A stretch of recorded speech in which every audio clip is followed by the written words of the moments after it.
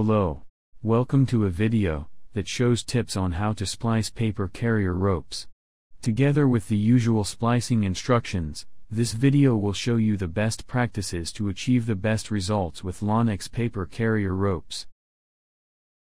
Always watch out for your safety, and wear a helmet, earplugs, goggles, gloves, and boots with a steel toe tip when working in a paper mill.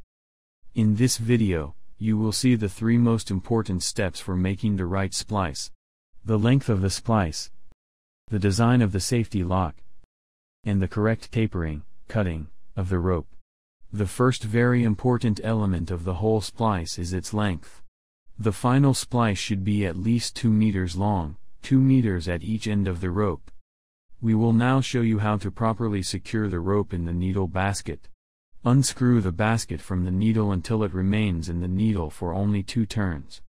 Spread the basket with your fingers into the shape of a flower, and insert the needle into it.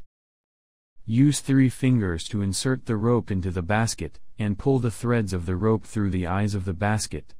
Then screw the needle into the basket in such a way that you also screw in the rope threads.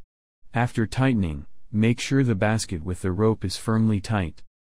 When making the splice or going into the rope, make sure the needle enters the rope at all times, into the hole in the braid, and that it does not pass directly through the strands of the rope. Safety lock: this prevents the rope from slipping out of the splice during the operation of the paper machine. The needle is inserted into the first cross of the strands, in the center of the splice, and passes through the rope in such a way as to avoid piercing the fibers.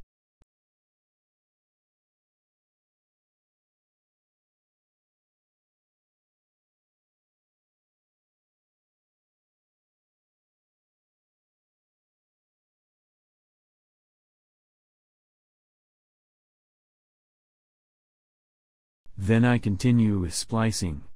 We run the rope to test the safety lock, and the splice must not twist around.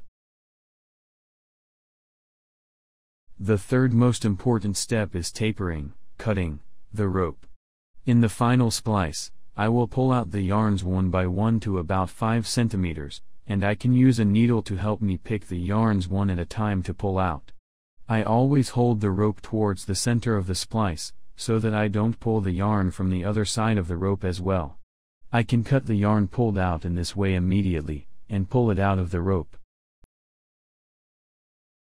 I am now at the point where the end of the rope is to be properly cut for the completely smooth transition of the splice. Again, it's important to hold the rope, so that you don't pull the yarn from the wrong side of the rope.